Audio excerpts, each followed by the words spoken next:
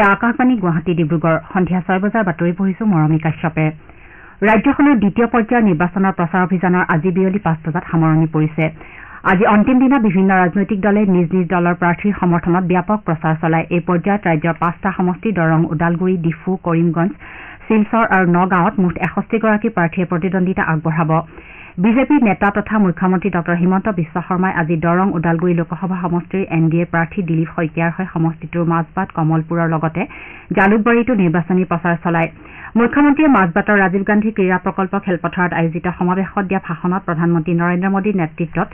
বড়োলেণ্ডলৈ শান্তিৰ পৰিৱেশ ঘূৰি আহিছে বুলি মন্তব্য কৰে আনহাতে অহা জুলাই মাহত ৰাজ্যখনত আৰু 50,000টা চৰকাৰী চাকৰিত নিযুক্তি দিয়া হ'ব বুলিও তেওঁ প্ৰতিশ্ৰুতি দিয়ে ডক্টৰ শৰ্মাই লাহৰীঘাটত নগাঁও সংসদীয় সমষ্টিৰ বিজেপি প্ৰাৰ্থী সুৰেশ বৰাৰ হৈ প্ৰচাৰ চলায়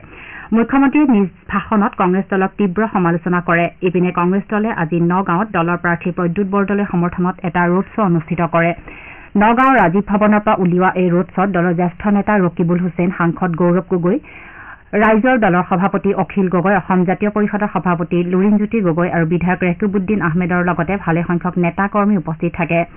জিলাখনৰ ধিং ধুপৰগুৰিত আজি আন এখন প্ৰচাৰ সভাত প্ৰদেশ কংগ্ৰেছৰ সভাপতি ভূপেন কুমাৰ বৰা আৰু বটদ্ৰৱাৰ বিধায়িকা শিৱামণি বৰাই ভাষণ দিয়ে ইফালে কৰিমগঞ্জত কেন্দ্ৰীয় মন্ত্ৰী সৰ্বানন্দ সোণোৱালে সমষ্টিটোৰ বিজেপি প্ৰাৰ্থী কৃপানাথ মাল্লাৰ হৈ প্ৰচাৰ চলায় নিজৰ ভাষণত তেওঁ কয় যে প্ৰধানমন্ত্ৰী নৰেন্দ্ৰ মোদীৰ শাসনকালত ৰাষ্ট্ৰীয় ঘাইপথৰ পৰা আৰম্ভ কৰি ৰেলপথলৈকে সকলো দিশতে উন্নয়ন সম্ভৱ হৈ উঠিছে ইপিনে নগাঁও সংসদীয় সমষ্টিৰ অন্তৰ্গত ধিঙত আজি বিজেপিৰ এখন নিৰ্বাচনী প্ৰচাৰ সভাত মন্ত্ৰী পীযুষ হাজৰিকাই সমষ্টিটোৰ বিজেপি মিত্ৰজোঁটৰ প্ৰাৰ্থী সুৰেশ বৰাৰ হৈ প্ৰচাৰ চলায় এই সভাত কেইবাগৰাকীও কংগ্ৰেছ দলৰ সদস্যই বিজেপিত যোগ দিয়ে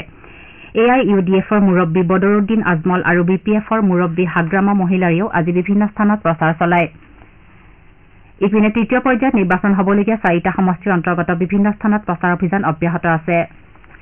গুৱাহাটী সমষ্টিৰ বিজেপি মিত্ৰজোঁটৰ প্ৰাৰ্থী বিজুলী কলিতা মেধিৰ সমৰ্থনত মন্ত্ৰী অশোক সিংহালে আজি বিয়লি এটা ৰোড শ্ব'ত অংশ লয় আনহাতে প্ৰাৰ্থীগৰাকীয়ে আজি লোকসভা সমষ্টিটোৰ অন্তৰ্গত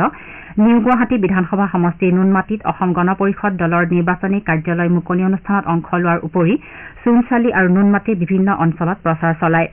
কংগ্ৰেছ দলৰ প্ৰাৰ্থী মীৰা বৰঠাকুৰ গোস্বামীয়ে আজি সমষ্টিটোৰ বিভিন্ন স্থানত প্ৰচাৰ চলায় ৰাজ্যখনত দ্বিতীয় পৰ্যায়ত পৰহিলৈ অৰ্থাৎ 26 এপ্ৰিলত 5টা সমষ্টিৰ বাবে হ'বলগীয়া নিৰ্বাচনত 77 লাখৰো অধিক ভোটদাতাই গণতান্ত্ৰিক অধিকাৰ সাব্যস্ত কৰাৰ সুযোগ লাভ কৰিব দ্বিতীয় পৰ্যায়ৰ নিৰ্বাচনৰ বাবে 9,133টা ভোটগ্ৰহণ কেন্দ্ৰত ভোটগ্ৰহণ কৰা হ'ব উল্লেখযোগ্য যে সংশোধিত চূড়ান্ত ভোটদাতাৰ তালিকা অনুসৰি অসমত প্ৰায় 2,43 লাখ ভোটদাতাই এইবাৰ গণতান্ত্ৰিক অধিকাৰ সাব্যস্ত কৰিব পাৰিব ইয়াৰ ভিতৰত 1,21,79,000ৰো অধিক পুৰুষ আৰু প্ৰায় 1,21,00,000 মহিলা ভোটদাতা প্ৰথমবাৰৰ বাবে ভোটদাতাৰ তালিকাত অন্তৰ্ভুক্ত 7,26,783 গৰাকী ভোটদাতা আছে আনহাতে ৰাজ্যখনত 80 বছৰৰ ঊৰ্ধৰ ভোটদাতাৰ সংখ্যা 2,72,000ৰো অধিক ৰাজ্যখনত দ্বিতীয় আৰু তৃতীয় পৰ্যায়ত হ'বলগীয়া নিৰ্বাচনৰ প্ৰতি লক্ষ্য ৰাখি জিলা প্ৰশাসন আৰু আৰক্ষী প্ৰশাসনসমূহে ভোটদাতাৰ সজাগতামূলক ব্যৱস্থা গ্ৰহণ কৰাৰ লগতে নিৰ্বাচনী আচৰণবিধি উলংঘাৰ ঘটনা ৰোধ কৰিবলৈ বিহিত ব্যৱস্থা লৈছে দ্বিতীয় পৰ্যায়ৰ নিৰ্বাচনৰ প্ৰতি লক্ষ্য ৰাখি ভোটগ্ৰহণ হ'বলগীয়া নগাঁও বাক্সা তামুলপুৰ জিলাত 144 ধাৰা জাৰি কৰা হৈছে ইয়াৰ লগতে সংশ্লিষ্ট জিলাসমূহত সুৰা নিষিদ্ধ ঘোষণা কৰা হৈছে সদ্য ঘোষিত হাইস্কুল শিক্ষান্ত পৰীক্ষাত সুখ্যাতিৰে উত্তীৰ্ণ হোৱা ডিব্ৰুগড় জিলাৰ 11গৰাকী শিক্ষাৰ্থীক আজি ডিব্ৰুগড় জিলা প্ৰশাসনৰ তৰফৰ পৰা সম্বৰ্ধনা জনোৱা হয় জিলা আয়ুক্ত কাৰ্যালয়ৰ সভাকক্ষত অনুষ্ঠিত গাম্ভীৰ্যপূৰ্ণ অনুষ্ঠানত জিলা আয়ুক্ত বিক্ৰম কৈৰিয়ে শিক্ষাৰ্থীসকলে সম্বৰ্ধনা জ্ঞাপন কৰে জিলাখনৰ বিদ্যালয় পৰিদৰ্শক ডক্টৰ সমীৰণ বৰাই আঁত ধৰা সম্বৰ্ধনা অনুষ্ঠানত অতিৰিক্ত জিলা আয়ুক্ত সংঘমিত্ৰ বৰুৱাকে ধৰি শিক্ষা বিভাগৰ অন্যান্য বিষয়ববীয়া উপস্থিত থাকে